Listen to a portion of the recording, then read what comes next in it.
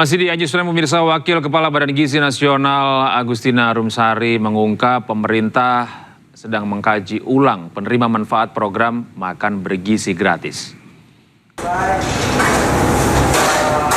Penataan penerima manfaat dibahas langsung dalam rapat terbatas yang dipimpin Presiden Prabowo Subianto di Istana Kepresidenan Jakarta Pusat pada hari Rabu. Dari rapat tersebut, BGN akan berhenti memberi MBG kepada anak-anak sekolah yang berasal dari keluarga menengah ke atas atau yang berasal dari desil 8 hingga 10. Bahwa yang perlu diefisienkan, yang tidak harus menerima lagi program MBG, ya silakan tidak usah menerima lagi. Tetapi mereka yang berada di desil yang di bawah, di daerah yang tertinggal, di daerah yang memang prevalensi stuntingnya tinggi dan sebagainya, silakan diberikan. Bahkan beliau mengatakan apakah 15.000 itu memang juga cukup. Silakan kaji. Jika memang tidak cukup, berapa angkanya? Itu pesan-pesan secara umum lah. Tapi poinnya menurut saya itu hal yang sangat baik. Arahan yang sangat jelas untuk kami kemudian nanti bekerja melakukan pembenahan. Tinggal di Jawa.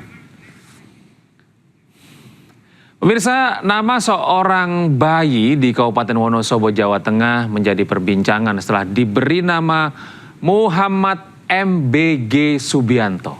Ya, Disduk Capil menjelaskan salah satu ketentuan dalam pencatatan nama adalah tidak diperbolehkan menggunakan singkatan.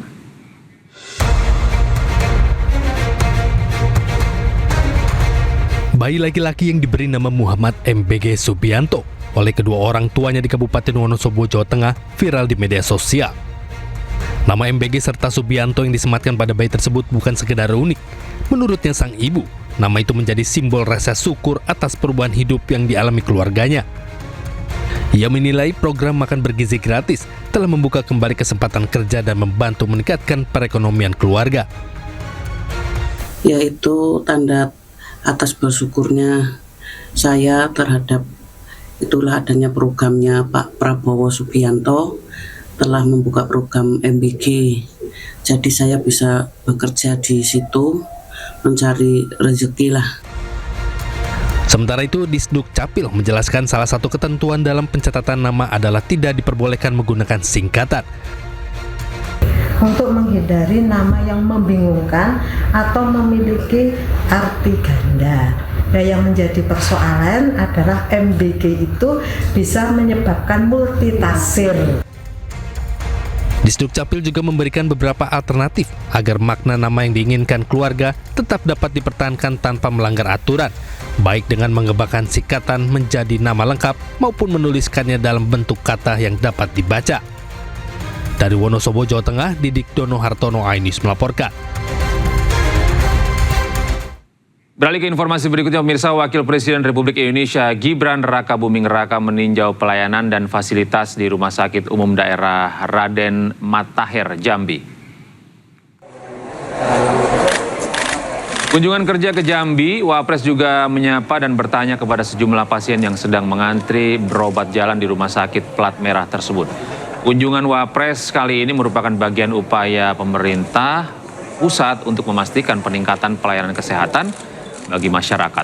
Tidak hanya itu, pemerintah Provinsi Jambi juga menyampaikan sejumlah kebutuhan yang dianggap mendesak yang dibutuhkan oleh rumah sakit. Direktur RSUD Raden Matahir Jambi, Dr. Iwan Hendrawan menyebut Wapres memberikan perhatian terhadap kualitas pelayanan, kelengkapan fasilitas, serta ketersediaan tenaga kesehatan, khususnya dokter spesialis untuk RSUD Raden Matahir Jambi. Dilihat itu kan poli untuk layanan, memang dia lihat begitu banyak. Memang kita sampaikan karena rumah sakit kita ini kan pusat rujukan untuk masyarakat Jambi, termasuk yang perbatasan dari Palembang. Lalu dia melihat tadi itu yang untuk termasuk yang tadi endoskopi, yang sempat berhenti. Lalu untuk jantung, dan itu kami sampaikan untuk bedah torak BTKP ya, BTKP-nya itu yang kami sekolahkan baru 2 tahun lagi, baru tamat. Jadi mungkin itu yang minta penugasan dari sana, supaya layanan bedah toraknya bisa berjalan secara normal. Beralih ke informasi berikutnya, pemirsa, Menteri Pekerjaan Umum Dodi Hanggodo membuka sayembara berhadiah umroh gratis sekeluarga Hadiah ini diberikan kepada siapapun yang bisa membuktikan bahwa Komisaris PT PP Aisyah Zakiyah adalah keponakannya.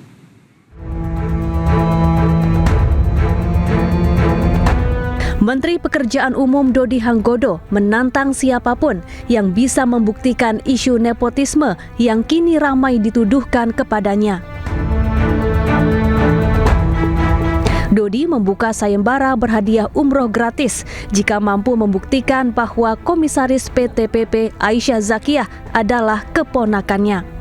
Dodi menegaskan tidak mempunyai hubungan keluarga dengan Aisyah. Bagaimana Pak? Apa mutasi? Iya Pak, ini benar Pak, ini karena terkait dengan bocornya surat Bapak ke... Pak, nggak ada. Kalau mutasi itu benar Pak? Mutasi kan biasa aja. Pegawai gue 38.600 bisa nggak boleh mutasi ya? Tapi berarti bukan karena isu yang surat bocor itu? Nah, Pak, yang komisaris jadi ini ponakan apa Pak? Bukan sayembara, kalau lu bisa buktikan, gue kasih lu umroh. Sak keluarga lu semua. Itu bukan ponakan apa Pak? Bukan sayembara tuh, gue kasih waktu sebulan.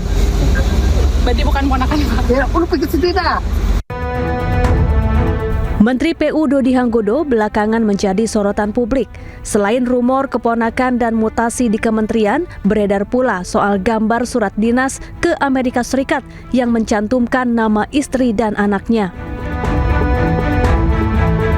Dodi mengaku batal mengunjungi Amerika Serikat dan lebih memilih meninjau jembatan Enang-Enang di Bener Meriah, Aceh. Pihak Kementerian PU pun memastikan surat yang beredar di publik sebagai syarat kelengkapan visa. Biaya perjalanan anak dan istri menteri ditanggung sebagai biaya pribadi.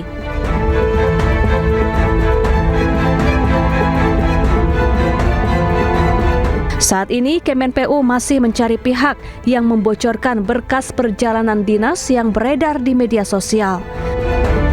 Tim Liputan iNews melaporkan. iNewsRadio masih akan kembali dengan informasi. Pasukan Garda Revolusi Islam Iran kembali meluncurkan serangan rudal ke pangkalan Amerika Serikat di Timur Tengah. Nantikan informasinya.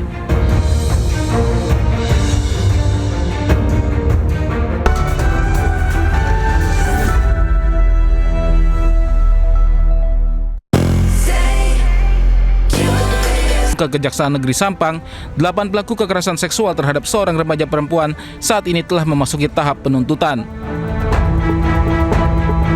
Dari 13 pelaku yang sudah berhasil ditangkap, 11 pelaku masih berusia di bawah umur dan berstatus sebagai anak yang berhadapan dengan hukum. Sementara 2 lainnya sudah berstatus dewasa.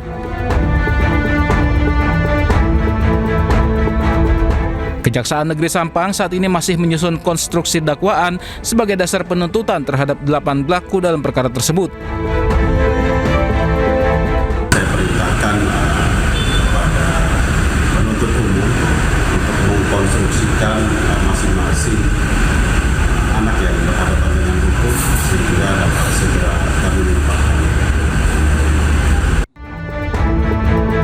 Sementara itu, pihak kepolisian kini masih menyelidiki adanya grup WhatsApp yang dibuat oleh 27 orang pelaku untuk merencanakan aksi bejatnya.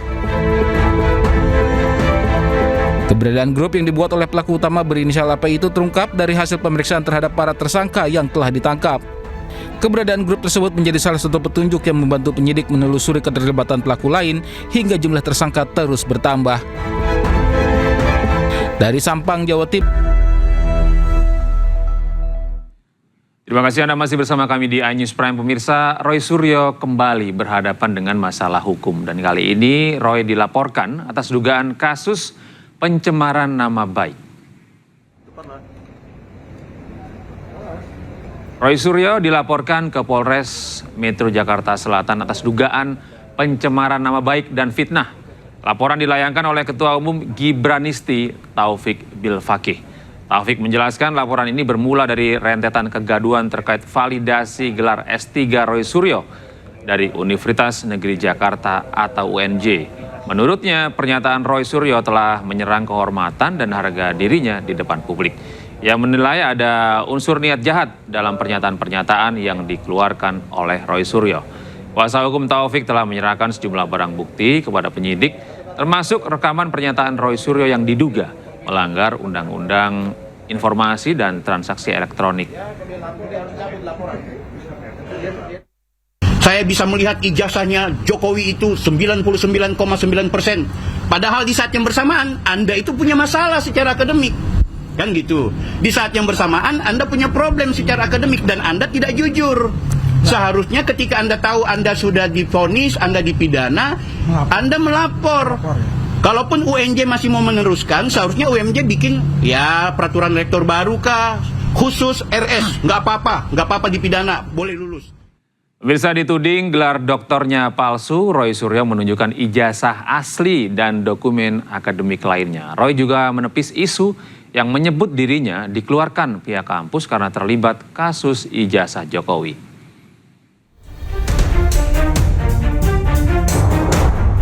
Roy Suryo membantah keras tudingan yang menyebut gelar doktornya palsu.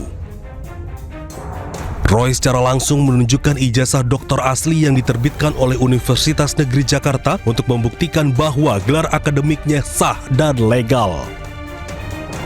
Ia menyebut mulai studi doktornya pada tahun 2016 sempat tertunda beberapa waktu sebelum akhirnya dilanjutkan tahun 2020 dan berhasil menyelesaikan pada 2024. Untuk memperkuat pembuktiannya, Roy Suryo memperlihatkan sejumlah dokumen akademik asli miliknya. Selama ini saya selalu menunjukkan ijazah S1. UGM ini asli. Ini kopinya. Dan itu ada legalisasinya. Kemudian ada ijazah S2. MKes. UGM asli juga ini. Dan selama ini yang kemudian digoreng oleh para termul adalah saya hanya menunjukkan surat tanda lulus. Memang surat tanda lulus adalah tanda seseorang memang telah lulus dan di sini jelas berhak memegang gelar doktor. Inilah ijazah asli yang saya dapatkan dari Universitas Negeri Jakarta sah. Di sini ada embosnya, ya, tuh ada embosnya. Ada juga watermarknya. Dan ini bukan ijazah, lintasan stempelnya jelas. Dan ini bukan ijazah baru dicetak di Pasar Pramuka dekat dengan UNJ, enggak. Roy juga meluruskan isu yang menyebut dirinya dikeluarkan atau drop out dari UNJ. Menurutnya, aturan akademik mengenai sanksi DO hanya berlaku bagi mahasiswa yang terjerat tindak pidana dengan kriteria tertentu,